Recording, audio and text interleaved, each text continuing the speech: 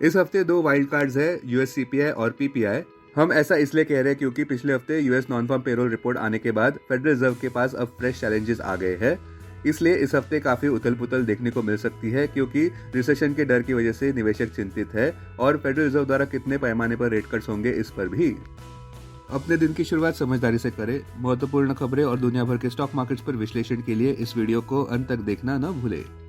Market trends. Global cues negative है। पिछले शुक्रवार के व्यापार में विदेशी संस्थागत निवेशकों ने 621 करोड़ रुपए के शेयर्स बेचे, जबकि घरेलू संस्थागत निवेशकों ने 2122 करोड़ रुपए के शेयर्स खरीदे। आज सेंटीमेंट बेरिश रहने का अनुमान है। मार्केट ब्रेथ न्यूट्रल या नेगेटिव। निफ्टी के टेक्निकल्स ओवरबॉट कंडीशन जताते हुए ऑप्शंस डेटा अनुसार निफ्टी के नियर टर्म ट्रेडिंग रेंज 24,000 से 25,500 के बीच हो सकती है। इंडियन वोलेटिलिटी इंडेक्स, जो कि फियर गेज माना जाता है, वो 15.21 लेवल्स पर ऊपर बढ़ चुका है। निफ्टी का पुट कॉल रेशियो 26 सितंबर एक्सपायरी के लिए 1.44 पर। बैंक निफ्टी का पुट कॉल रेशियो 25 सितंबर एक्सपायरी के लिए 0.82 पर। आज के लिए निफ्टी का आउटलुक। निफ्टी में और गिरावट नजर आ सकती है। अब आज की थीम पर ध्यान देते हैं। गिफ्ट निफ्टी आज काफी नीचे व्यापार करता नजर आ रहा है, जिसका कारण नेगेटिव कैटलिस्ट को दिया जा सकता है। वो है इस प्रकार।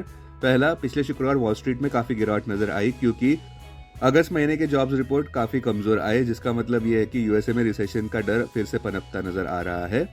अब हम ये देखना चाहेंगे कि फेडरल रिजर्व द्वारा कितने पैमाने पर रेट कट्स होंगे।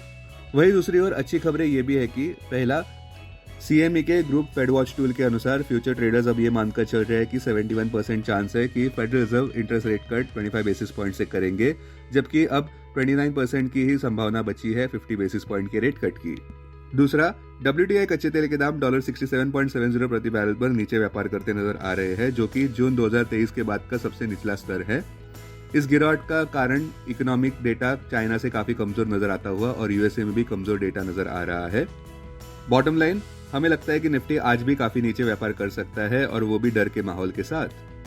अब टेक्निकली अगर देखें तो Nifty closing price 24,852, intraday support Nifty के लिए 24,641 मार्क पर, इमीडिएट रेजिस्टेंस 25,000 मार्क पर। आज की ट्रेडिंग रेंज 24,650 से 25,000 के बीच हो सकती है, बायस न्यूट्रल से negative. Bank Nifty closing price 50,577, bank Nifty के लिए सबसे अहम सपोर्ट अब 49,653 मार्क पर, बैंक निफ्टी के लिए सबसे अहम रेजिस्टेंस अब 51,381 मार्क पर। बैंक निफ्टी की आज की ट्रेडिंग रेंज 49,900 से 51,900 के बीच हो सकती है, बायस न्यूट्रल से नेगेटिव। अब डेरिवेटिव्स डेटा डैशबोर्ड पर ध्यान देते हैं। निफ्टी सितंबर futures last traded price 24,909, premium +57। Put call open interest ratio Nifty 26 सितंबर एक्सपायरी के लिए 1.44 पर, बैंक निफ्टी 25 सितंबर एक्सपायरी के लिए 0.82 पर। Maximum call open interest Nifty 26 सितंबर एक्सपायरी के लिए 25,000 और इसके बाद 26,000 स्ट्राइक प्राइस पर। बैंक निफ्टी के लिए maximum call open interest 52,000 strike price पर। Maximum put open interest Nifty के लिए 25,000 और इसके बाद 24,000 स्ट्राइक प्राइस पर। बैंक निफ्टी के लिए maximum put open interest 52,000 strike price पर। Futures one day highest open interest change पर ध्यान देते हैं।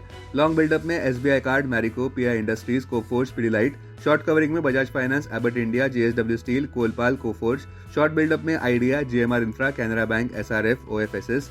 लॉन्ग अनवाइंडिंग में Bandhan bank, GNFC, Balrampur Chini, HPCL, Biocon. आज स्टॉक जो एफएनओ बैन में है वो है ABFRL, Balrampur Chini, Bandhan bank, Biocon, Chambal fertiliser, Hindustan copper और आरबीएल बैंक। बजाज फाइनेंस और बजाज फिनसर्व पिछले हफ्ते पॉजिटिव बायस से व्यापार करते नजर आए क्योंकि आज बजाज हाउसिंग फाइनेंस का आईपीओ ओपन हो रहा है सब्सक्रिप्शन के लिए। ये सब्सक्रिप्शन 11 सितंबर तक जारी रहेगा। पिछले हफ्ते रिलायंस इंडस्ट्रीज के शेयर प्राइस में 2.97% की गिरावट नजर आई, बावजूद इस बात के कि कंपनी ने बोनस इशू जारी किया है 1:1 रेशियो में, जो कि 2017 के बाद का पहला बोनस इशू है जब उसका स्टॉक प्राइस ₹700 पर व्यापार करता था। सितंबर 18 के फेड आउटकम से पहले अब सबका ध्यान दो इन्फ्लेशन रिपोर्ट्स पर रहेगा जो यूएसए में आने वाले हैं। वो दो इन्फ्लेशन रिपोर्ट्स इस प्रकार है। पहला, कंज्यूमर प्राइस इंडेक्स जो सितंबर 11 को आने वाला है, और दूसरा पीपीआई इन्फ्लेशन जो कि होलसेल इन्फ्लेशन है, जो सितंबर 12 को आने वाला है। Investments in security markets are subject to market risk. Read all the related documents carefully before investing. This content is purely for information and educational purpose only and in no way to be considered as an advice or recommendation.